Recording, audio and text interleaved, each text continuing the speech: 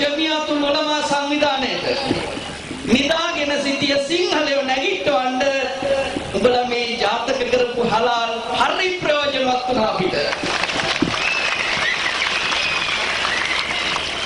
අපි දැන් මේකත් එක්ක නැගිටින්න ඕන. හැබැයි මේ නැගිටීම ආපහු සෝඩා බෝතල් කැඩිල්ලක් වෙන්න බෑ. ඒක අපි හොඳට මතක තියාගන්න ඕනේ.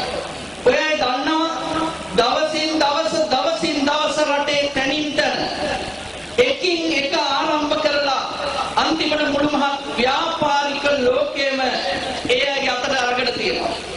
හැබැයි මේ ව්‍යාපාරික ලෝකයේ එයාගේ අතට ගත්තට මුස්ලිම්කරණය වුණාට මේ ව්‍යාපාරික ලෝකයේ සැබෑම ගනුදෙනු කරුවා පාරිභෝගිකයා කවුද?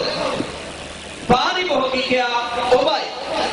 එහෙමනම් මේකට වග කියන්න ඕනේ ඔබයි. දවසින් දවස ඉඩම් දිදි, ගෙවල් දිදි, ගෑනු දිදි, සල්ලි දිදි මේ මිනිස්සු ශක්තිමත් කරලා දැන් අපි ජාතියට වෙච්ච දේ කියලා කතා කරනවා. හැබැයි අපි දන්නවා, අපි හොඳටම දන්නවා ගම්වල කියමනක් තියෙනවා මිටියෙන් 50ක් කුළු ගෙඩියෙන් එකයි කියලා හාමුදුරුවනේ. මිටියෙන් 50ක් කුළු ගෙඩියෙන් එකයි. දැන් සිංහල කුළු ගෙඩිය ලෑස්ති. ඒ නිසා මිටියට වඩා කුළු ගෙඩිය ශක්තිමත් කියලා හොඳට මතක තියාගන්න. ඒ වෙනුවෙන් වැඩ කරන්න හැමදෙනෙක්ම මේ වෙලාවේ එක්වන්ම හිතට ගත යුතුයි. මිටියෙන් 50ක් හාමුදුරුවනේ කුළු ගෙඩියෙන් එකයි.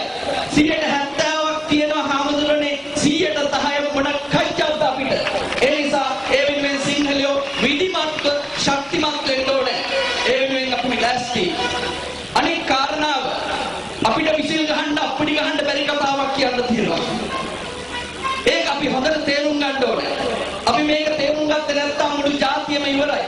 අපේ හාමුදුරනේ සිංහල ජාතිය බොදුබල සේනා එක්ක මේ සංවිධානය එක්ක නැගිට්ටේ හාමුදුරනේ ආයේ නැගිටින්න තවත් එක දශමයක්වත් අනාගතේ නැති අවස්ථාවකයි. ආයේ අපිට නැගිටින්න අවස්ථාවක් නැහැ. මම ඒක ඔයාලට කියනවා මාත් එක්ක සහභාගී වෙලා මේ ගාන හදන්න. ලංකාවේ සියලුම ජනතාව දෙකෝටි ඉක්මවලා ඉන්නවා. හැබැයි ලංකාවේ සිංහල ජනගහනය මතක තියාගන්න ඉන්නේ 1,30,00,000යි. කීයද? 1,30,00,000යි. මේ 1,30,00,000න් අපේ හාමුදුරුවනේ 160ක් කියන්නේ 180ක් වගේ ප්‍රමාණයක්. 180ක් වගේ ප්‍රමාණයක් ඉන්නේ අවුරුදු 40ට උඩින්. අවුරුදු 40ට උඩින්.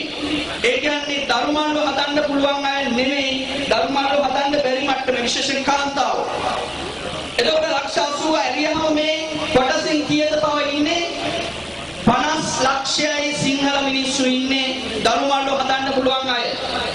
මේ ධර්මාලු හදන්න පුළුවන් 50 ලක්ෂයෙන් මේ 50 ලක්ෂයෙන් 125ක් පිරිමින්ට බබාලා හම්බෙන්නේ නැහනේ. එතකොට ළමයි හදන්න ඉන්නේ ලක්ෂ කීයද? 25යි. මේ 25න් ලක්ෂ 5කට මේ පාපතරය LRT කෙරෙව්වා. සෞඛ්‍ය සංවිධානය ඇවිල්ලා නොයෙක් විදිහට අපේ කාන්තාව ලක්ෂ 10කට වඩා LRT කරලා තියෙනවා මේ මෑත යුගයේ. හැබැයි අර අවුරුදු 40ක පහළ ඉන්න අයගෙන් ලක්ෂ 5කට වැඩි ප්‍රමාණයක් මෙතන ඉන්නවා. ඒ කියන්නේ ලක්ෂ දැන් කියන 25න් 5ක් අඩු වුණා ලක්ෂ 20යි. මේ ලක්ෂ 20 අවුරුද්දේ ඉඳලා අවුරුදු 20 දක්වා විවාහ වන වයස දක්වා කාන්තාව ප්‍රමාණය ලක්ෂ 10ක්. ගෑනු ළමයි. එතකොට තින්න ලක්ෂ කීයද තව? ලක්ෂ 10යි.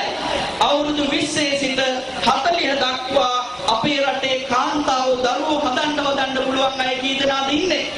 ලක්ෂ 10යි.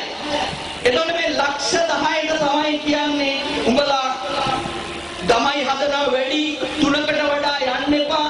එහෙමත් නැත්නම් උපත් පාලන කරන්න කියලා. මම මෙහෙම ප්‍රශ්නයක් අහනවා. දැන් අපි දන්නවා අවුරුදු 40ට වැඩි ලක්ෂ 80ම තව අවුරුදු 40ක් යනකොට එක්කෙනෙක් නැති වෙන්න මැරිලා.